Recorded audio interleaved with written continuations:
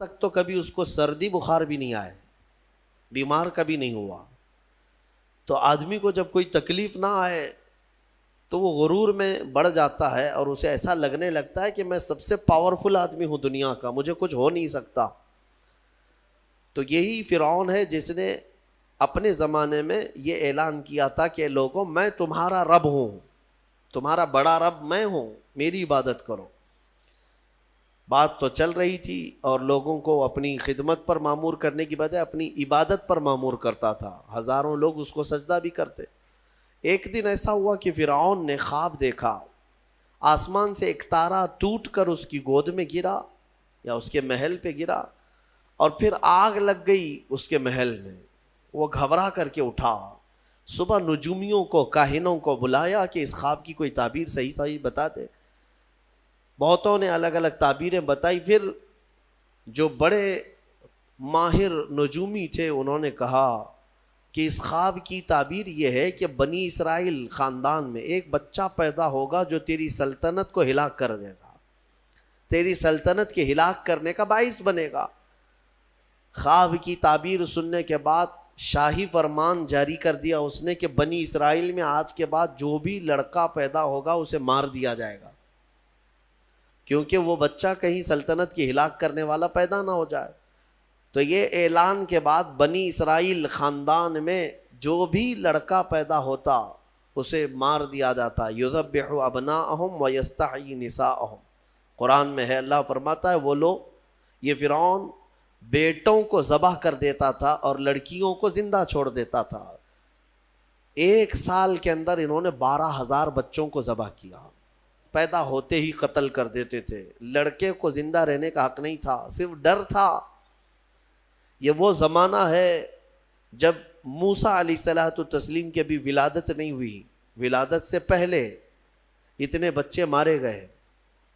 پھر اس کے درباریوں نے اس سے ریکویسٹ کیا کہ اگر ایسے سب مار دیے جائیں تو آپ کی خدمت کے لیے بچے کہاں سے ملیں گے، جوان کون ہوگا؟ تو پھر 1 سال مارا جاتا، 1 سال چھوڑا جاتا. جیسے کورونا میں تخفیف دی جاتی ہے نا، ہاں، کہ صبح 6 بجے سے لے کر شام 6 بجے تک پابندی، 6 بجے کے بعد یا پھر شام کے 6 بجے سے پابندی لگ جاتی ہے. بھائی 24 گھنٹے تو آنا ہی آنا ہے. وہ جو بچہ پیدا ہونا ہے وہ سال بھر یا دوسرے سال کبھی بھی پیدا ہوگا.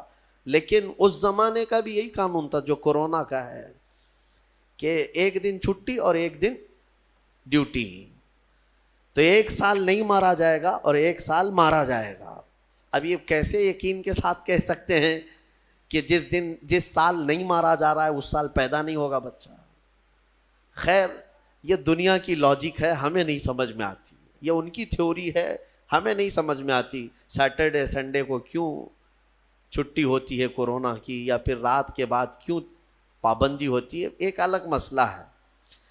تو 1 سال چھوڑا جاتا، 1 سال مارا جاتا. اتفاق ایسا کہ جس سال مارا جانے والا تھا اسی سال موسیٰ علیہ السلام کی پیدائش ہوئی. ان کی ماں حاملہ تھیں اور پیدا ہونے کا وقت جب قریب آیا تو اللہ تبارک و تعالیٰ جسے جہاں چاہے بچائے، ہاں، جس انداز میں چاہے وہ اللہ تعالیٰ حفاظت فرماتا ہے. تو موسیٰ علیہ السلام کی ماں کے دل میں اللہ نے بات القاء کی کہ تہخانے میں چلی جائیں. وہ تہخانے میں گئیں، بچے کی ولادت ہوئی، لڑکا پیدا ہوا. اب وہ گھبرا گئیں کہ یہ سال مارے جانے والا ہے، اور وہ بنی اسرائیل خاندان سے تھیں کہ میرا بچہ مارا جائے گا، قتل کر دیا جائے گا. تو اللہ تبارک و تعالیٰ نے ان کے دل میں یہ بات القاء کی کہ ایک صندوق لے لو لکڑی کا اور اس میں اس بچے کو ڈال کر دریا میں بہا دو. بھلا کوئی ماں کیسے بہائے گی؟ لیکن اللہ تعالیٰ فرماتا ہے وَرَبَطْنَا عَلَىٰ قَلْبِهَا، ہم نے ان کے دل کو مضبوط کر دیا تھا. جب اللہ تعالیٰ کسی کے دل کو مضبوط کرتا ہے تو بڑے بڑے کام کر جاتا ہے. ان کی ماں صندوق میں رکھ کر کے بچے کو ایک دریا کے کنارے ڈال دیتی ہیں، بہا دیتی ہیں، اور اپنی بڑی بیٹی کو کہتی ہیں کہ دیکھتے رہنا یہ صندوق کہاں جاتا ہے. موسیٰ علیہ السلام کی جو بڑی بہن تھیں وہ دیکھتی ہوئی جا رہی تھیں اس صندوق کے پیچھے. صندوق بہتے بہتے بہتے ایک باغیچے کے کنارے لگا. وہ باغیچہ فرعون کا ہی تھا، اور فرعون کی بیوی وہاں پر ٹہلنے کے لیے شام کے وقت آیا کرتی تھی. جب وہ اپنی کنیزوں کے ساتھ وہاں آئی تفریح کے لیے تو ایک صندوق کو اپنے باغیچے کے کنارے لگا ہوا دیکھا، اٹھانے کے لیے کہا، اٹھایا گیا تو نہایت ہی خوبصورت بچہ، اللہ تعالیٰ نبیوں کو خوبصورتی دیا ہی ہوتا ہے۔ فرعون کے گھر میں کوئی بچہ نہیں تھا، اولاد نہیں تھی، تو فرعون کی بیوی نے اٹھا لیا اور کہا کہ لاؤ یہ بڑا خوبصورت بچہ ہے، حسین بچہ ہے، اور اپنے محل لے آئی۔ فرعون سے کہا کہ آج سمندر میں، دریا میں بہتا ہوا ایک بچہ کنارے پر آ لگا، میں نے اس کو اٹھا لیا ہے۔ فرعون نے کہا کہیں یہ بچہ تو نہیں جو میری سلطنت کو ہلاک کرنے کا سبب بنے گا؟ بیوی نے کہا ایسا کیسے ہو سکتا ہے، وہ تو بنی اسرائیل خاندان میں پیدا ہوگا، یہ تو کسی دریا سے بہتا ہوا آیا ہے، پتہ نہیں کون سے ملک سے آیا، کہاں سے آیا۔ تو بہرحال اس کی بیوی نے یہ کہا کہ اس کو مت مارو، لا تقتلوہ عسیٰ ان ینفعنا او نتخذہ ولدا، قریب ہے کہ ہم اس سے فائدہ اٹھائیں گے یا اس کو بیٹا بنا لیں گے۔ بیوی کی بات پر راضی ہو گیا، فرعون جو ہے بیگم کی بات پر آ گیا اور اس کے بعد رکھ لیا بچے کو۔ اسی لیے کہا جاتا ہے عورتوں کے مشورے بہت ہی قیمتی ہوتے ہیں۔ بہرحال عورت کے مشورے پر عمل کرتے ہوئے اس نے رکھ تو لیا بچے کو۔ اب پرورش کی جب بات آئی، بچے کو دودھ پلانا ہے، تو دایاؤں کو بلایا گیا۔ شاہی خاندان میں بچے کی پرورش ہو رہی ہے، بہت ساری عورتیں آئیں، دودھ پلانے کی کوشش کرتی رہیں، موسیٰ علیہ السلام کسی کا دودھ نہیں پکڑتے تھے۔ ان کی بہن وہیں کھڑی تھی، اس نے کہا کہ میں ایک دایا کو جانتی ہوں جس کا دودھ ہر بچہ پی لیتا ہے۔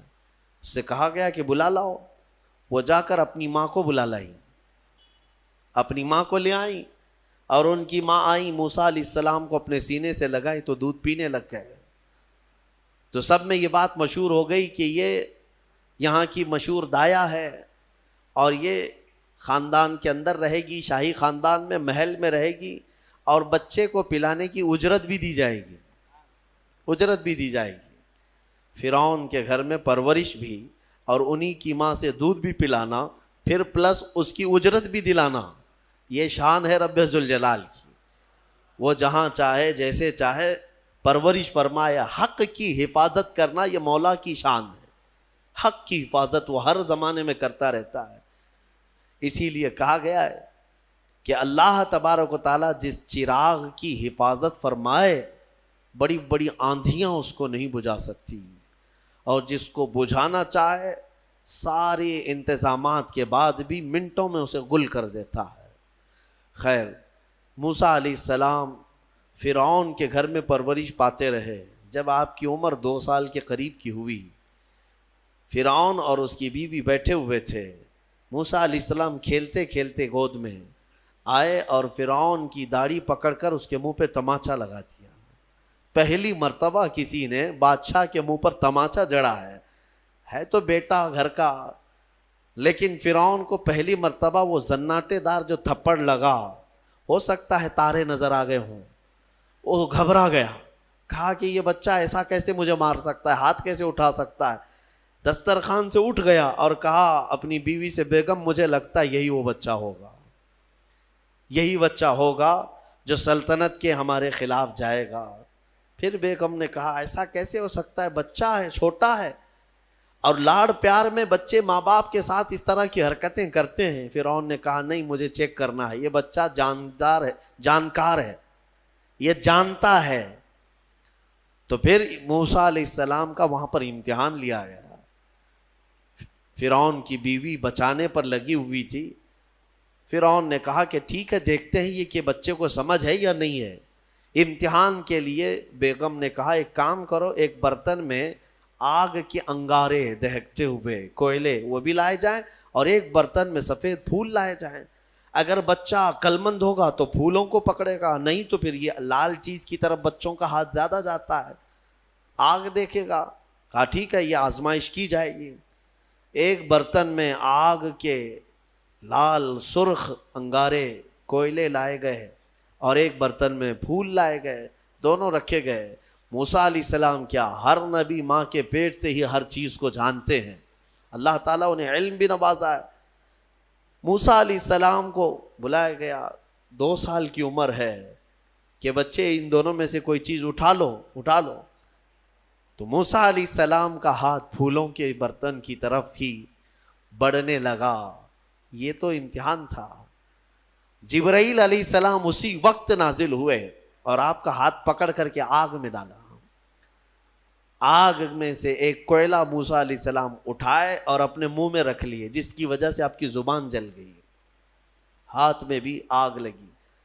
پھر فوراً ہٹایا گیا. فرعون کو وہ سیٹسفائیڈ ہو گیا کہ نہیں، یہ جانتا نہیں ہے، جانتا ہوتا تو آگ نہیں اٹھاتا. بہرحال موسیٰ علیہ السلام کو اس آگ کے کوئلے کے زبان پہ رکھنے کی وجہ سے زندگی بھر اس کا اثر رہا، زبان میں زندگی بھر اثر رہا. پھر جوانی آئی موسیٰ علیہ السلام کی، اسی گھر میں پرورش پاتے ہوئے. پھر آپ وہاں سے نکلے اور آپ کی ماں نے آپ کو ساری چیزیں بتا دیں کہ ہم بنی اسرائیل سے ہیں، نبیوں کا خاندان ہے، اللہ تبارک و تعالیٰ کی عبادت پر ہم ہیں، اور فرعون ظالم ہے اور وہ اپنی پرستش کرواتا ہے، اپنی عبادت کرواتا ہے، لہذا ہم فرعون کے خاندان سے نہیں ہیں. تو موسیٰ علیہ السلام جوان ہونے کے بعد ان تمام سچویشن کو سمجھ چکے تھے، سارے حالات کو. ایک بار ایسا ہوا کہ موسیٰ علیہ السلام اپنی بستی سے باہر کی طرف جا رہے تھے، 2 لوگوں کو لڑتے ہوئے دیکھا. ایک بنی اسرائیل کا تھا، ان کے خاندان کا تھا، ایک فرعون کے خاندان کا تھا. یعنی فرعون کا جو خاندان تھا، عمالقہ ان کو کہتے ہیں، اور ان کو قبطی کہا جاتا ہے آج بھی مصر میں. تو قبط خاندان سے ہوا کرتے تھے. تو ان کا ایک آدمی اور ان کے خاندان کا ایک آدمی لڑ رہے تھے. تو ان کے خاندان کا جو آدمی تھا وہ پکارا موسیٰ علیہ السلام، ہائے ہائے میں مرا جا رہا ہوں، مجھے بچا لو موسیٰ، مجھے بچا لو. موسیٰ علیہ السلام آئے، دیکھا دونوں جھگڑ رہے ہیں. ایک تو اپنے خاندان کا تھا بنی اسرائیل، ویسے بھی بنی اسرائیل پر اس وقت بڑا ظلم کیا تھا فرعون نے. تو موسیٰ علیہ السلام نے موقع پاتے ہی، یعنی وہ فرعونی تھا، ایک گھونسا لگایا اس کو، ایک گھونسا اس کو لگایا، وہ زمین پہ گرا اور مر ہی گیا، ختم ہی ہو گیا. نبی کا پنجہ لگایا نا، نبی کے ہاتھ سے ایک مار کھایا اور مر گیا. فَوَكَزَهُ مُوسَى فَقَضَى عَلَيْهِ، قرآن میں ہے کہ ایک گھونسا لگایا اور اس کا کام تمام کر دیا موسیٰ علیہ السلام. پھر حضرت موسیٰ علیہ السلام کو افسوس ہوا کہ یہ مجھ سے کیا ہو گیا، یعنی میں نے تو ان دونوں کے جھگڑوں کو چھڑانے کے لیے کوشش کیا، لیکن میرے ہاتھ سے یہ مر گیا. اللہ کی بارگاہ میں آپ نے استغفار کرنا شروع کیا، اے اللہ تو مجھے معاف فرما دے. فغفر له، اللہ تعالیٰ نے معاف بھی فرمایا، آیتیں نازل ہوئی. پھر چند دن کے بعد ایسا ہوا، پھر ان کے خاندان والا بنی اسرائیلی ایک بار پھر کسی سے لڑ رہا تھا، دوسرا ہی دن تھا. موسیٰ علیہ السلام کو پھر آج اس نے پکارا. تب موسیٰ علیہ السلام نے کہا غلطی تو تیری ہی ہے، کل بھی تو ہی لڑ رہا تھا، آج بھی تو ہی لڑ رہا ہے، یعنی روز تو نے پیشہ بنا لیا لڑنے کا. تو موسیٰ علیہ السلام اپنا پنجہ لے کر اسی کی طرف آنے لگ گئے ہیں، یہ جو اسرائیلی تھا. تو وہ ڈر گیا، اس کو پتا تھا کہ کل کیا ہوا ہے، ایک گھونسا کھانے کے بعد ہوتا کیا ہے. تو چیخنے لگا، اتريد ان تقتلني كما قتلت نفسا بالامس، موسیٰ کیا تو مجھے بھی ویسے ہی قتل کرنا چاہتا ہے جیسے کل تو نے قتل کیا تھا. یہ کہتے ہوئے وہ جھگڑا چھوڑ کر بھاگ گیا. اب بھاگ کر جا کر فرعون کے خاندان والوں کو، بلکہ فرعون کو سب بتا دیا کہ موسیٰ بنی اسرائیل سے ہیں، اور ایک فرعونی کو، ایک تمہارے خاندان والے کو کل موسیٰ نے قتل کیا ہے. تو معاملہ بڑا بگڑ گیا. فرعون کے دربار میں یہ سب اس نے چغلی کیا.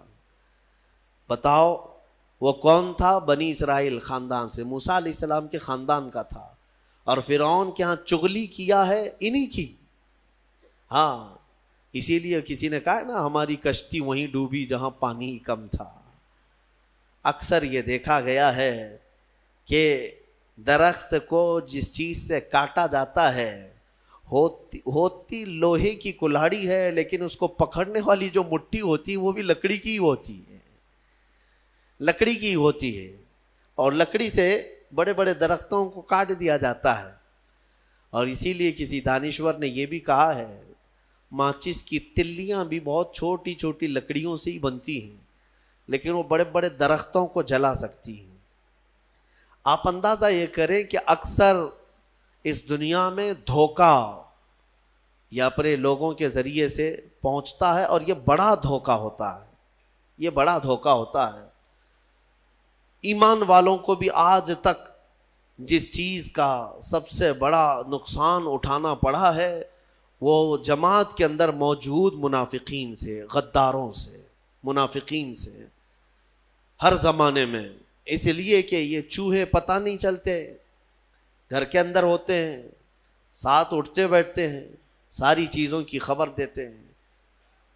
میرے عزیزوں، ان تمام چیزوں کے سلسلے میں میں بہت مرتبہ کہہ چکا ہوں، آج بھی میں یہ عرض کرتا ہوں مولا کی بارگاہ میں کہ اے مولا، سب سے پہلے تو ہماری جماعت میں موجود ان غداروں اور منافقین کو بے نقاب کر انہیں ہلاک و برباد فرما، جن کے ذریعے سے اسلام اور مسلمانوں کو بڑا نقصان ہے، بڑا نقصان ہے۔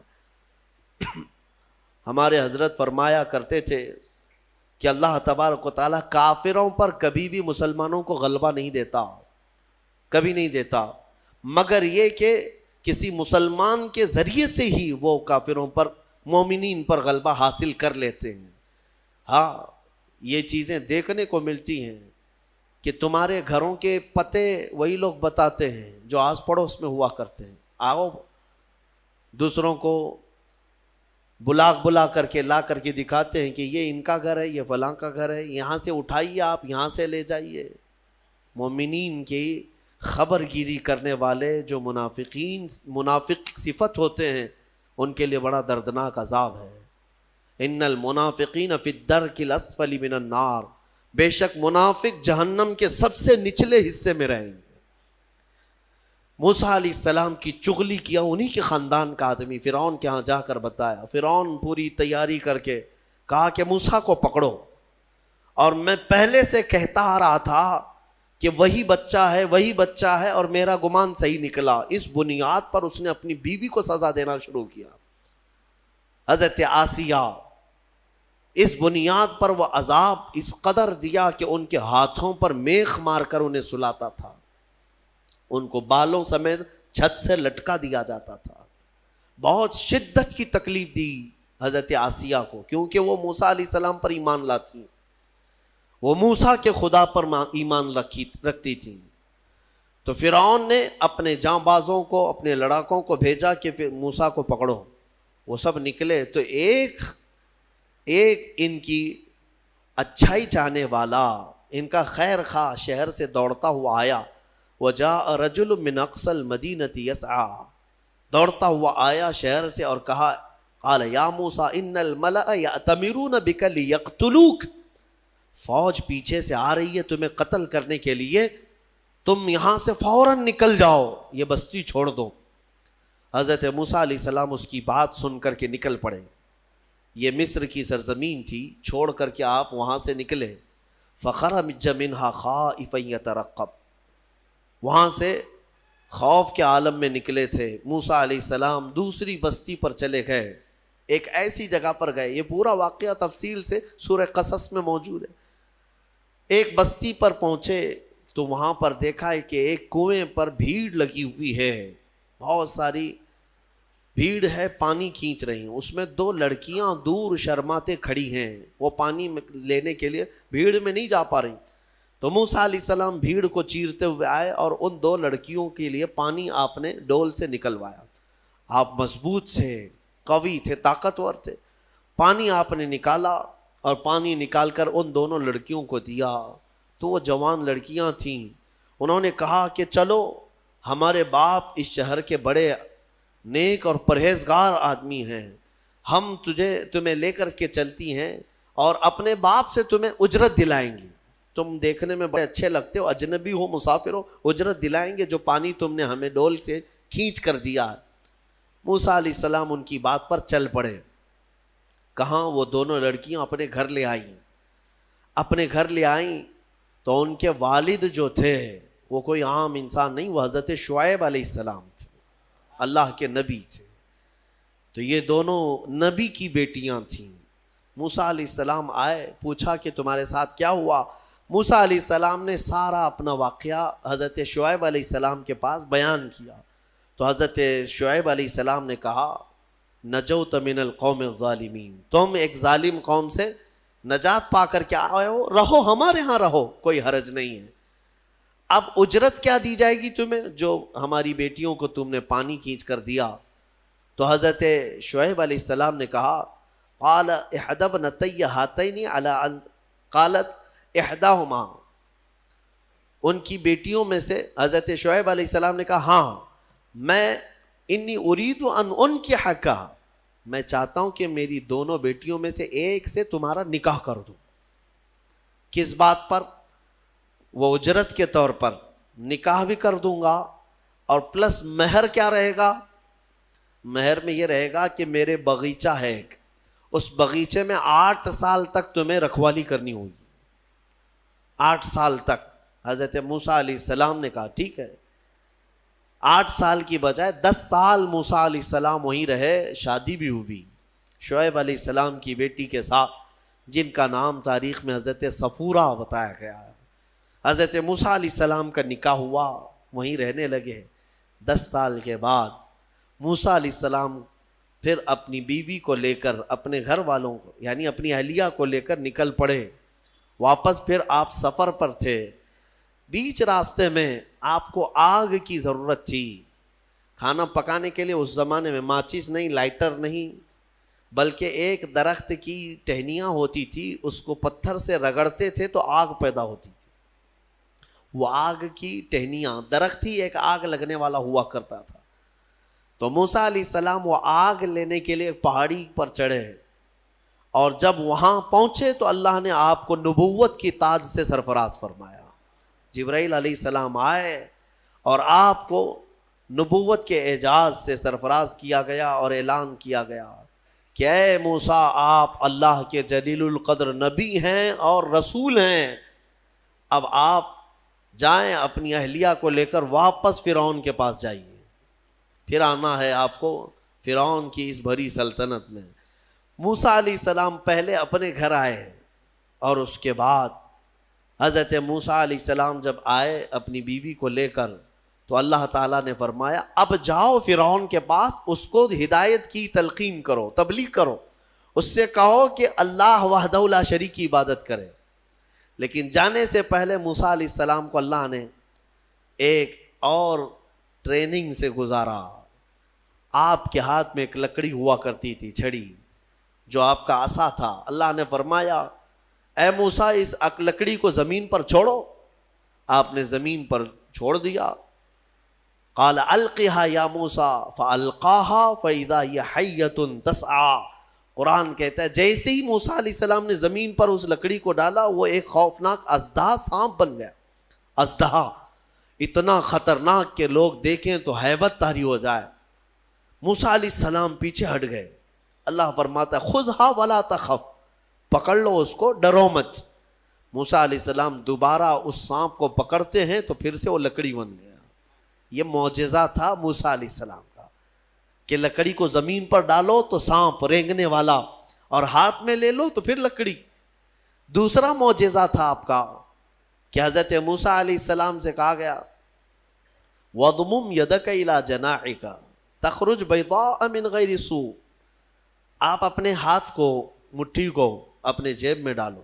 ادخل یدک فی جیبک, آپ اپنے جیب میں اپنی مٹھی کو ڈالو, ہاتھ کو, اور جب ہاتھ جیب میں ڈال کر باہر نکالتے تو پورے ہاتھ میں سورج سے زیادہ روشنی چمکتی تھی. ہاتھ یوں کریں تو بہت تیز روشنی کہ رات کے وقت اگر آپ ہاتھ نکالیں تو پورا اجالا ہو جائے. یہ دوسرا معجزہ تھا حضرت موسیٰ علیہ السلام. یہ 2 معجزے دے کر اللہ نے بھیجا فرعون کے پاس, جاؤ اور اس کو ایمان کی دعوت دو. اور حضرت موسیٰ علیہ السلام گئے فرعون کے مقابل میں. فرعون سے کہا میں واپس آ چکا ہوں اور میں اللہ کا نبی ہوں, اللہ کا رسول ہوں. فرعون نے کہا کون سے خدا کی عبادت کرتے ہو, کون ہے تیرا خدا؟ موسیٰ علیہ السلام نے فرمایا کہ میرا رب پورے کائنات کو پالنے والا ہے، جو تجھے بھی پیدا کیا مجھے بھی پیدا کیا، آ جا اس کی عبادت کی طرف۔ فرعون نے پوچھا تیرے پاس کیا نشانی ہے؟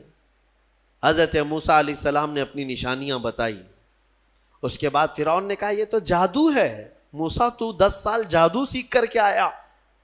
تو موسیٰ علیہ السلام نے فرمایا اگر یہ جادو ہے تو تیرے سلطنت میں جتنے جادوگر ہیں سب کو بلا لے، مقابلہ کیا جائے۔ تو فرعون کو جو یہ چیلنج ہوا تو فرعون نے سارے بڑے بڑے جادوگروں کو بلایا اور ایک میدان میں یہ مقابلہ ہونا تھا۔ حق اور باطل کا مقابلہ زمانے اول سے چلا آ رہا ہے۔ اقبال نے کہا ہے ستیزہ کار رہا ہے ازل سے تا امروز، شرار بولہبی سے چراغ مصطفی۔ ہمیشہ ایک میدان میں جب یہ مقابلہ ہونا طے پایا، بڑے بڑے جادوگر آئے۔ موسیٰ علیہ السلام نے کہا کہ تمہارا جو جادو ہے وہ بتاؤ۔ سب کے پاس چھوٹی چھوٹی رسیاں تھیں، وہ رسیاں انہوں نے زمین پر پھینکی تو سب رسیاں سانپ بن گئیں۔ سیم وہی چیز وہ بھی دکھانے لائے تھے، سب رسیاں سانپ بن گئی، شور مچ گیا۔ فرعون کے درباری کہنے لگے اتنے سانپ آ گئے۔ موسیٰ علیہ السلام کو حکم ہوا اللہ کی طرف سے آپ بھی اپنا سانپ چھوڑ دیں۔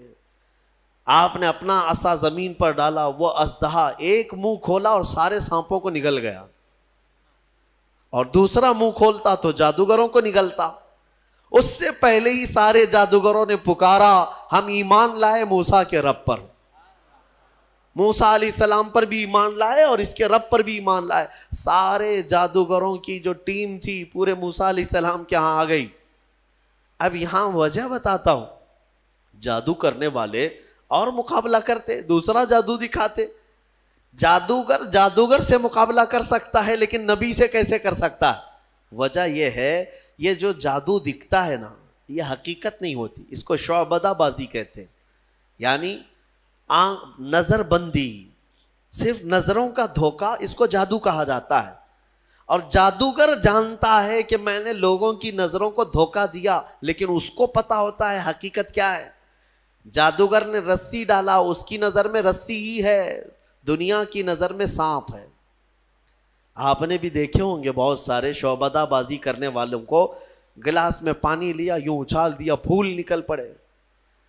ہاں، اور بہت سارے ارے جیب میں سے انڈا نکالا کبوتر بنا دیا، 1 2 3 4 کبوتر اڑانے لگے۔ یہ تو ڈکوسلا ہے، آستینوں میں چھپے ہوئے کبوتر ہوتے ہیں۔ لیکن باضابطہ جو شعبدہ بازی ہوتی ہے یعنی نظر بندی، وہ اس طرح سے کی جاتی ہے، یوں ہاتھ اٹھائے اور میں یوں تمہارے سامنے سکے پھینک دیا، سونے کے سکے پھینکتے جا رہا ہوں، لیکن تم میں سے سارے لوگوں کو سکے نظر آ رہے ہیں۔ محفل ختم ہونے کے بعد ایک بھی سکہ ملتا کسی کو نہیں، اور نہ ہی جادوگر کو ملتا ہے۔ یہ شعبدہ بازی، نظروں کا دھوکہ۔ اور وہاں جو مقابلے میں آئے تھے موسیٰ علیہ السلام کے، وہ تو دیکھ رہے تھے کہ ہم نے جو رسیاں ڈالی ہیں ہماری نظر میں رسیاں ہیں لیکن لوگوں کی نظروں میں سانپ ہے۔ لیکن موسیٰ علیہ السلام نے جو لکڑی ڈالی، وہ جادوگروں کو تو لکڑی دکھنا چاہیے کیونکہ وہ جادو جانتے ہیں، لیکن انہوں نے دیکھا موسیٰ علیہ السلام کی لکڑی لکڑی نہیں رہی، حقیقت میں سانپ بنا ہوا تھا۔ جادو اور معجزے میں فرق یہی ہے، جادو نظروں کا دھوکہ اور معجزہ حقیقت کی تبدیلی کو کہتے ہیں، حقیقت کی تبدیلی۔ حضرت موسیٰ علیہ السلام کا یہ معجزہ دیکھتے ہی وہ سارے جادوگر ایمان لے آئے۔ یہ موسیٰ علیہ السلام کی وہاں سے تبلیغ کا دور شروع ہوا، پھر زمانہ چلتا رہا، فرعون سے ان کے مقابلے ہوتے رہے۔ ایک وقت ایسا آیا کہ فرعون آپ کو ختم کرنے کے لیے 1,00,000 کی فوج کو جمع کیا، اور موسیٰ علیہ السلام اپنے ایمان والوں کو لے کر کے دوسرے علاقے کی طرف نکلے، سامنے سمندر اور پیچھے فرعون کا لشکر۔ آپ نے دعا کی کہ اے مولا اس فرعون کے دبدبے سے میری قوم کو بچا لے۔ اللہ تعالیٰ نے حکم فرمایا سمندر میں عصا مارو۔ آپ نے عصا مارا تو 12 راستے نکل پڑے۔ موسیٰ علیہ السلام ان راستوں میں سے نکل کر کے دوسرے کنارے پہنچ گئے۔ فرعون نے سوچا کہ یہ راستے ہمارے لیے بھی ہیں، سارا اس کا لشکر اور فرعون سب انہی راستوں میں آئے۔ بیچ راستے میں جیسے ہی پہنچے اللہ نے سمندر کو حکم دیا کہ واپس جیسا تھا ویسے ہو جا۔ سمندر مل گیا اور ساری فوج آن کے آن میں غرق ہو گئی، ختم ہو گئی۔ یہ فرعون کو ہمیشہ کے لیے پانی میں اللہ تعالیٰ نے غرقاب کر دیا، ڈبو دیا۔ یہ موسیٰ علیہ السلام کی جو فتح مبین تھی، وہ 10 محرم الحرام عاشورہ کا دن تھا، ایمان والوں کی جو فتح مبین تھی۔ ایک بات یاد رکھیں، اللہ رب العزت جب مدد فرماتا ہے تو کن کن وادیوں سے نکالتا ہے اور کیسی کیسی طاقتوں سے بچا لاتا ہے۔ آج بھی میں آپ سب سے یہی کہوں گا کہ اگر کوئی آج یہ سمجھتا ہے کہ میں فرعون ہوں تو انتظار کر کہ اللہ موسیٰ بھی بھیجے گا۔ ہاں، مدد اللہ تبارک و تعالیٰ اہل حق کی نازل فرمائے گا۔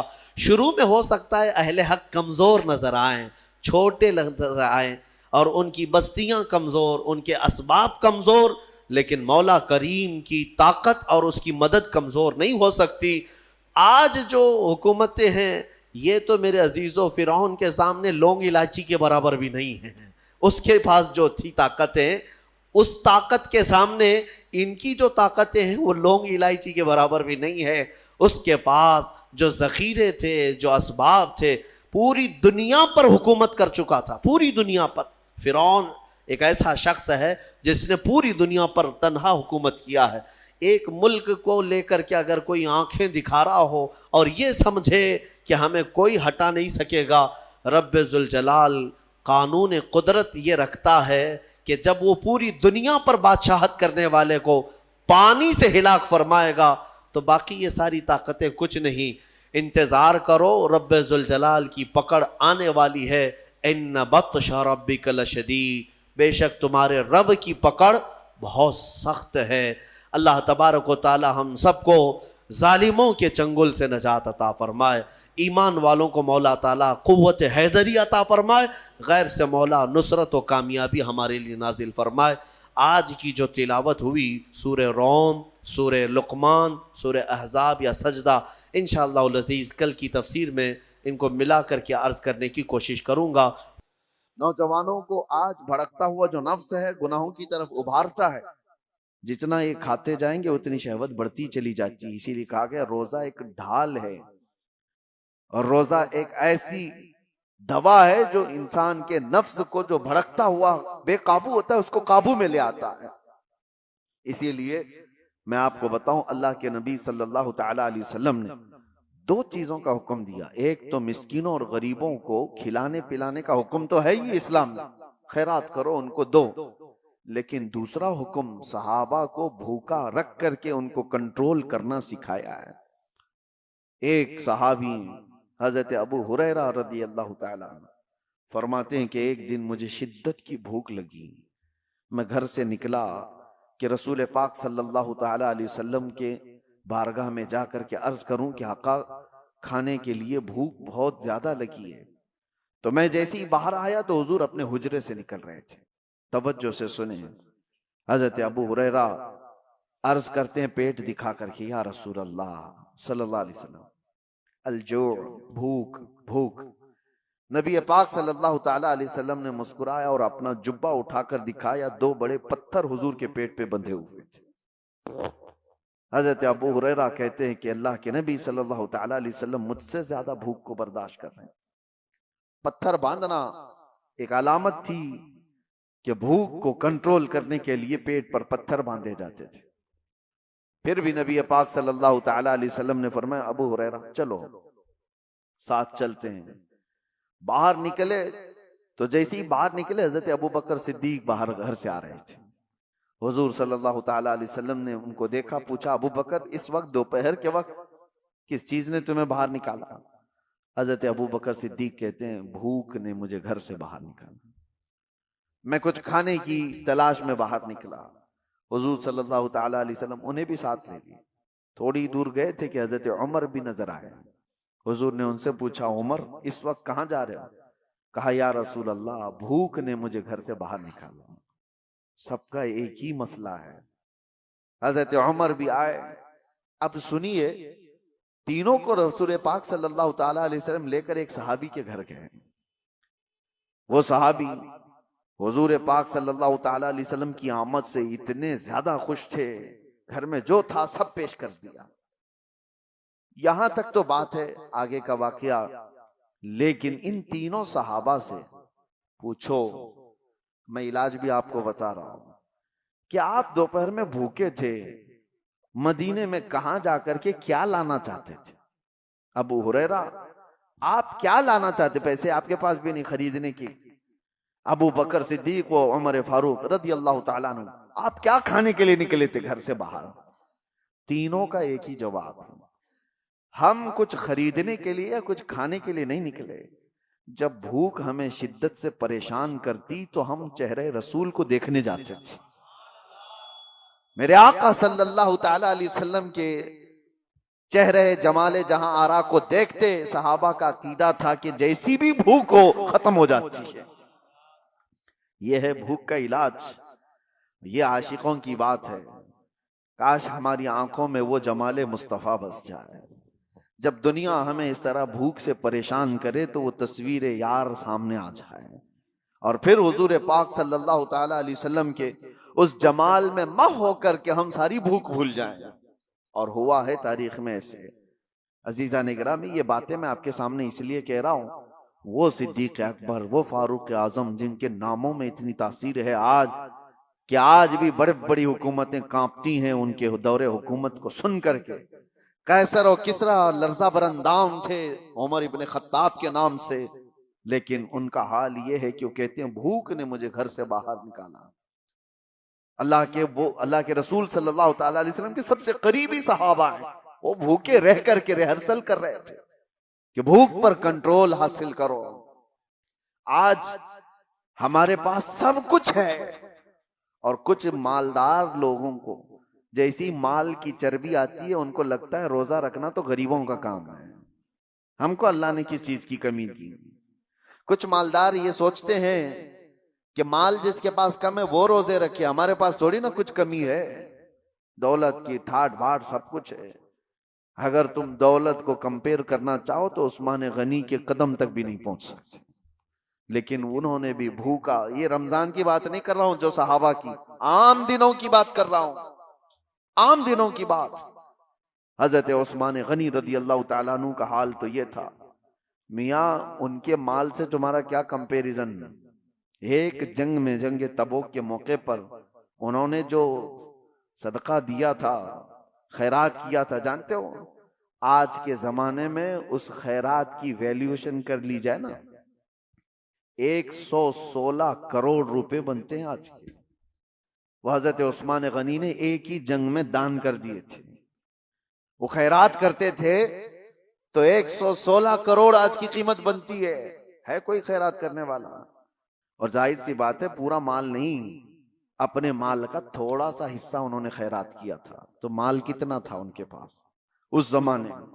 اور یہی وجہ ہے کہ حضرت عثمان غنی رضی اللہ تعالیٰ عنہ کا مال آج بھی مدینے میں موجود ہے، آج بھی ہے۔ ان کے نام کی ہوٹلز ہیں، ان کے ہی کھاتے میں جاتی ہیں۔ مدینہ طیبہ کی میونسپلٹی کا خرچہ حضرت عثمان غنی کے مال سے پورا کیا جاتا ہے۔ ان کا مال ختم نہیں ہوا، آج بھی موجود ہے وقف عثمان۔ میں یہ کہہ رہا ہوں اتنے بڑے مالدار، اتنا کچھ ان کے پاس تھا، لیکن زندگی گزارنے کے لیے انہوں نے بھی بھوک کو اختیار کیا ہے، بھوک کو اختیار کیا۔ ایک بار تو ایسا ہوا کہ ایک صحابی حضور کے پاس آئے، کہا یا رسول اللہ صلی اللہ علیہ وسلم شادی کے لیے مال کچھ خریدنے کی مجھے ضرورت ہے، سامان خریدنے کی، کچھ مال چاہیے۔ حضور نے کہا کہ جاؤ عثمان کے پاس اپنی شادی کے اخراجات کے پیسے لے لو، کہنا کہ میں نے بھیجا ہے۔ وہ صحابی آئے حضرت عثمان غنی کے گھر پر، تو ابھی وہ دروازے پر پہنچے تھے، حضرت عثمان کی گرجدار آواز آ رہی تھی اندر سے۔ یہ صحابی ٹھٹک کر کھڑے ہو گئے، سنا کہ ڈانٹ رہے ہیں وہ کسی کو، وہ اپنے خادم کو ڈانٹ رہے تھے، اپنے غلام کو ڈانٹ رہے تھے حضرت عثمان غنی۔ یہ کان لگا کر باہر سے سنتے ہیں کہ کس بات پر ڈانٹ رہے ہیں، تو دیکھا کہ خادم کو، غلام کو اس بات پر ڈانٹ رہے ہیں کہ چراغ میں اس نے بتی تھوڑی زیادہ کر دی تھی، تیل زیادہ جل رہا تھا، بتی کو تھوڑا سا لمبا کر دیا تھا تو تیل زیادہ جل رہا تھا۔ عثمان غنی اس بات پر خادم کو خوب ڈانٹ رہے ہیں، تو یہ صحابی باہر سے سنتے ہیں اور واپس چلے جاتے ہیں۔ جو اپنے گھر میں چراغ کے تیل جلنے پر غصہ کرتا ہو میری شادی کا خرچہ کہاں سے دے گا؟ واپس چلے گئے. دوسرے دن آئے، وہی وقت تھا، آج پھر گرجدار آواز آ رہی تھی اندر سے. انہوں نے سنا آج پھر کسی کو ڈانٹ رہے ہیں، آج پھر خادم کو ڈانٹ رہے تھے. کس بات پر؟ اس بات پر کہ دال میں نمک زیادہ کیا ہوا ہے.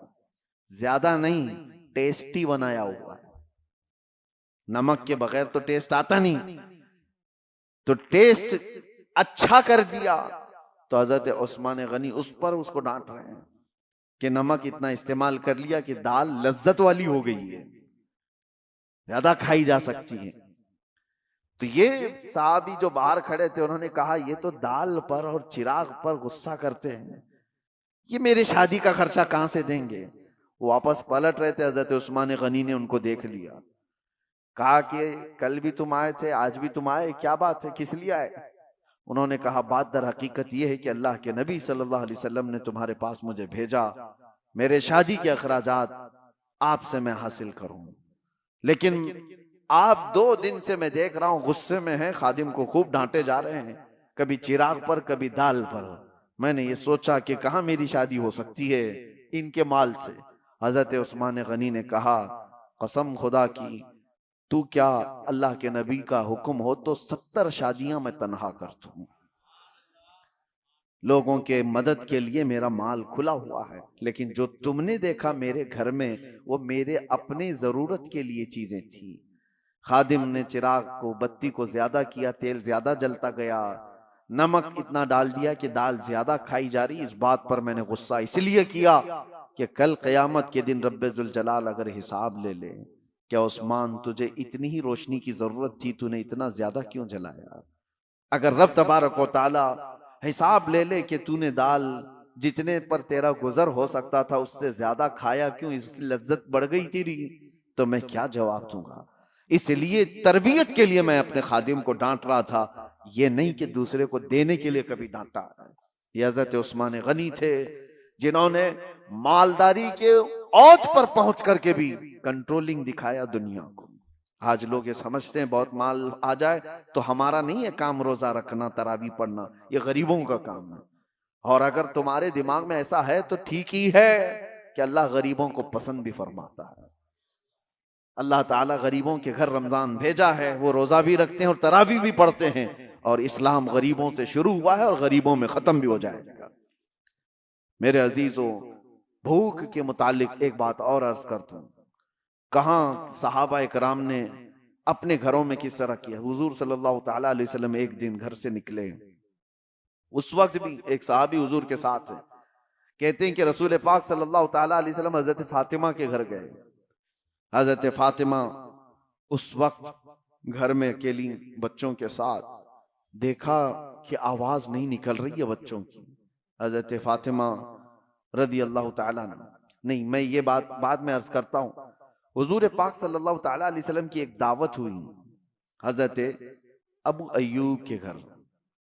حضور پاک صلی اللہ تعالیٰ علیہ وسلم جیسی پہنچے، انہوں نے ایک بکری کا بچہ ذبح کیا اور آپ کی دعوت کر دی. صحابہ جو ساتھ میں تھے، 2 صحابہ، حضور صلی اللہ تعالیٰ علیہ وسلم کھانے کے لیے بیٹھے تو حضرت ابو ہریرہ کہتے ہیں کھانے کی خوشبو اتنی تھی کہ جلدی سے جلدی لپکنے کا دل کر رہا تھا، ہاتھ لگا دوں. ظاہر سی بات ہے جو بندہ 3 دن سے بھوکا ہے وہ کھانے کے دسترخوان پر ہاتھ رکھنا ہی چاہ رہے تھے.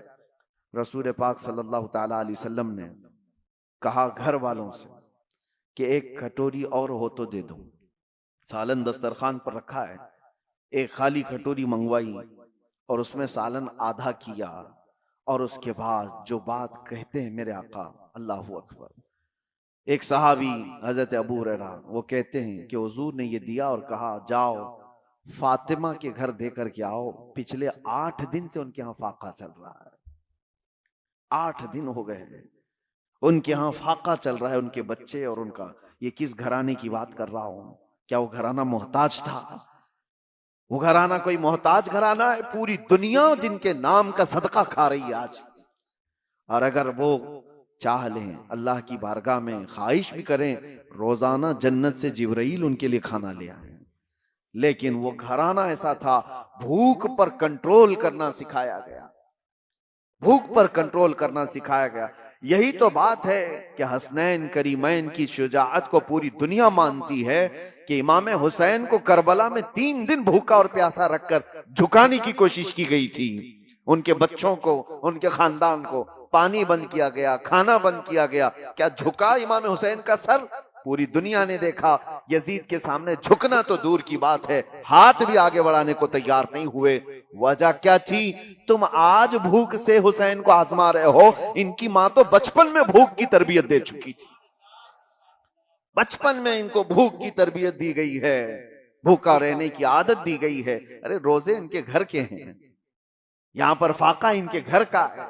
یہی تو بات ہے کہ آج اپنے بچوں کو اگر آپ بھوک کو برداشت کرنے کی تربیت دے دو، انشاءاللہ میرا یہ کہنا ہے کہ کبھی تمہارا بچہ حرام روزی کی طرف نہیں جائے گا، وہ کبھی ایسا نہیں ہوگا کہ اپنے لذتوں کے لیے کچھ بھی کھا لے گا۔ ہمارے گھر میں روز کھانا بنتا ہے، ٹھیک ہے، کبھی کبھار نہ بنا۔ میں خود میرے والد گرامی کو دیکھتا، کسی دن پورا کا پورا آف، کچھ بھی نہیں، وہ مرمرے ہوتے تھے۔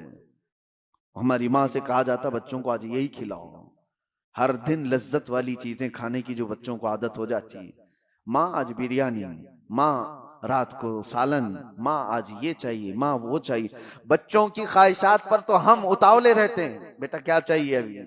اور اب تو زمانہ پیزے برگر کا آ گیا، ادھر خواہش کیا کہ ادھر گھر میں آ گئی چیزیں۔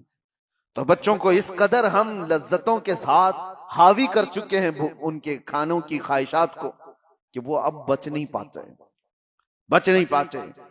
اور ایک دن اگر ان کو ہلکی غذائیں کہو کہ کبھی دال چاول کھا لو، کتنے گھروں سے ہمیں یہ بات آتی ہے، ان کی مائیں یا ان کے گھر والے کہتے ہیں گھر میں کسی دن سبزی پکائی جائے تو یہ بچے گھر سے ہی بھاگ جاتے ہیں، کہتے ہیں آج کھانا نہیں ہے۔ کیا بنا ہے گھر میں؟ کچھ کھانا تھوڑی ہے، باہر جائیں گے چائنیز کھانا ہے۔ کوئی دن ایسا آتا ہے کہ روز لذت والی چیزیں کھا رہے ہیں، آج دال چکھ لیں گے۔